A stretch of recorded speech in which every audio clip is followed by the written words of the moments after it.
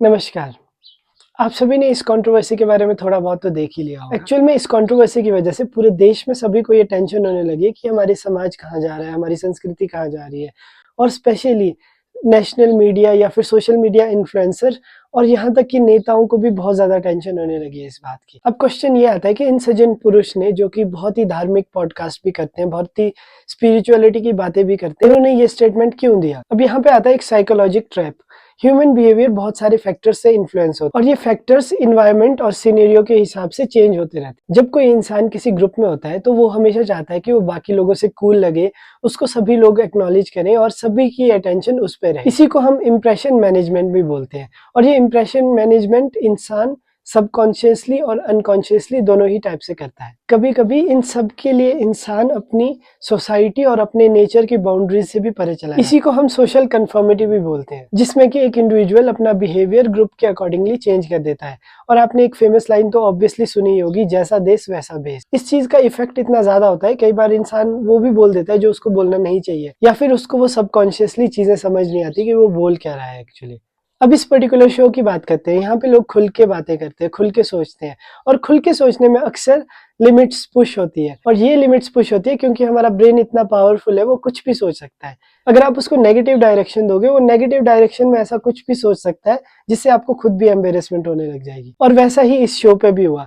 यहाँ पे भी एक नेचर बनाया गया था जो कि अब्यूजिव था, वियर्ड कमेंट करने का था। और ऑब्वियसली जो जितना वियर्ड और अब्यूजिव कमेंट करेगा उसको उतनी ज्यादा अटेंशन ग्रैब होगी, पूरी ग्रुप की अटेंशन उसके ऊपर आई। और as per human behaviour in सज्जन पुरुष ने भी यही किया और अटेंशन इतनी ज्यादा मिल गई कि पूरा देश इनके पीछे पड़ गया। और रियलिटी में देखा जाए, जो कमेंट उन्होंने पास किया था वो ऑलरेडी इंटरनेट पे अवेलेबल था और लोगों ने या फिर किसी और पॉडकास्ट और शो में ये कमेंट ऑलरेडी हो चुके हैं, वो वेस्टर्न पॉडकास्ट वगैरह में ऑलरेडी यूज हो चुका है। क्वेश्चन ये आता है कि एक्चुअल में इनके पीछे लोग इतना क्यों पड़ रहे हैं और क्यों इतनी टेंशन होने लगी है सबको?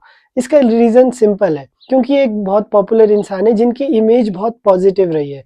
Positive in the sense spirituality के माध्यम से या फिर रिलीजियस वे में इनको लोग बहुत अच्छा इंसान मानते हैं। और ऑब्वियस सी बात है कि अगर किसी पॉपुलर इंसान को गाली दोगे तो ऑब्वियस सी बात है लोग उसको सुनेंगे, आप भी पॉपुलर हो जाएंगे इसी चक्कर में। और इसी मोमेंट का फायदा उठाते हुए सभी लोग कमेंट कर रहे हैं उस बात पे कि ये बहुत ही अभद्र चीजें हो गई, बहुत ही गंदी चीज उन्होंने बोल दी।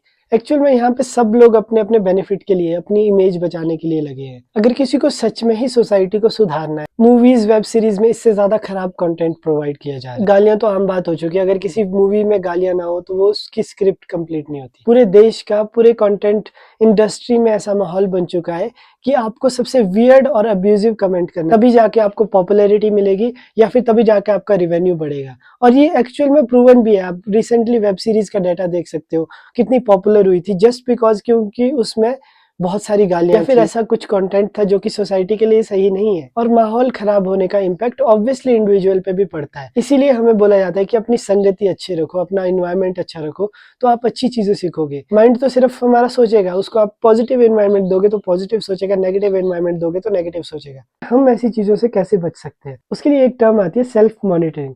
अब आप कहीं पे भी ऐसी जगह पे जाते हो जहाँ पे आप बहुत ज्यादा एक्साइटेड होते हो, वहां पे हमेशा अपने आप को मॉनिटर कीजिए कि आप क्या बोल रहे हो और आप ये बोल क्यों रहे हो।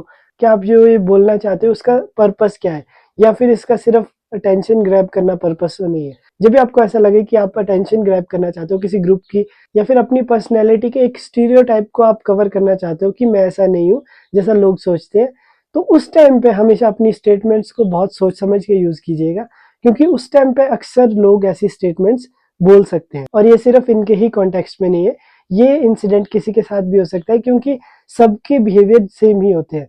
जब कोई इंसान एक्साइटेड हो जाता है वो अक्सर ऐसी चीजें बोल देता है जिसको वो एक्चुअल में मीन नहीं करता हो। तो थोड़ा सा अवेयर रहने की हमारे यहाँ पे जरूरत है।